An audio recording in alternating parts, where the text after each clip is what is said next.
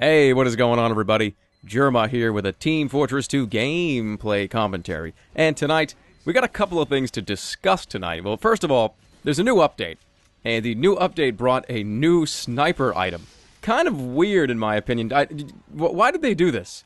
Why not just release a bunch of stuff? Why release one item? Just, oh, here's an item for the sniper, there you go. I don't know, I don't really agree with the item release schedule. But regardless of all that, we did get a new item, the Cozy Camper, and this is a backpack. This is not like a miscellaneous item. This is not like a hat or something. This goes right on your back where the Razorback, where the Darwin's Danger Shield goes. It's an unlockable, and it is craftable. So the blueprint's going to be on the screen right now. It actually doesn't take very much, so you can probably craft this right now if you have the materials. But anyways, no flinching when aiming, and knockback reduced by 20% when aiming. So what this means is when you are zoomed in, you are not going to take flinching fire damage. Because we all know when you get lit on fire, I'll show you in a second here. When you get lit on fire, that tick, tick, tick, tick, it makes your mouse cursor move up and down really annoyingly. And when you get hit by anything, if you get hit by a rocket, if you get hit by spam, you're not going to move at all. Which brings me to the bad part of this weapon, 60% slower movement speed when you're aiming. So essentially when you have this thing zoomed in, you're a slug. And you cannot move really at all, and it really, really, really is very annoying. Especially if there is another sniper on the enemy team.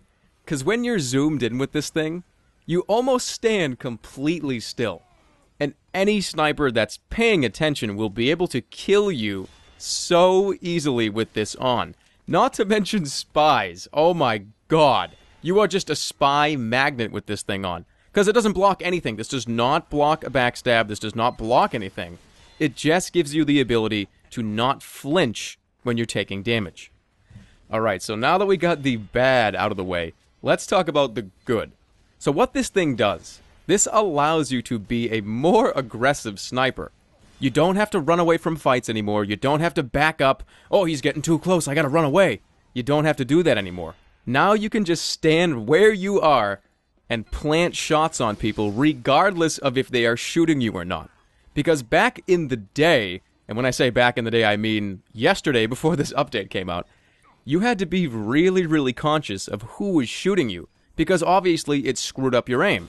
I can't tell you how many times I would be aiming as a sniper, and I would lose my aim because a scout 500 feet away was shooting me with a pistol or something. That is eliminated with this setup, and I suggest you try it. Doesn't take a whole lot to craft, like I said, so give it a go. So anyways, the next part of this video is going to talk about the Phlogistinator, and the nerf it just received. And really, I don't agree with this nerf, and it's not because I don't think this weapon needs to be changed, because it really does. I just don't think you can slap minus 10% damage on something and go, okay, it's fixed. No, this thing needs to be totally redesigned. I think if you remove the taunt invincibility and change the crit mechanic a little bit, make it so it was, 8 seconds rather than 12 or 10, because right now the nerf, I didn't even tell you the nerf is minus 10% damage and 10 seconds of crit rather than 12 seconds of crit. Now that's great, but again, I said it's sort of a band-aid fix. They need to redo this weapon, change it completely, give it a compression blast. Because I don't think the no compression blast works on any of the flamethrowers. It didn't work out well on the back burner, and they got rid of it. So we'll see what they do. Hopefully they continue to tweak things, because they always do that anyways, so I'm confident in their tweaking abilities. So now before this video is over, I want to go over my TF2 modeling adventure I've kind of gone off on. Because I have got a couple of PMs. People are wondering, Jermo, what's the story with your Steam Workshop stuff? Are you still doing that? The answer is yes, I am. I'm currently talking to a pretty talented guy. He's a nice dude. Some of you he already has a couple things on the workshop already. I'll get into that at a later date because I don't want to give away any of the potential information that we're working on. So yes, I have been in contact with a modeler, and I'll give you one hint. I'm going to give you guys one hint on what we're working on. It is not a weapon, and it is for the heavy. So there you go. Let the speculation run wild as to what I'm working on right now. So this is going to be the end of the video, guys. Thank you all so much for watching. I really do appreciate it.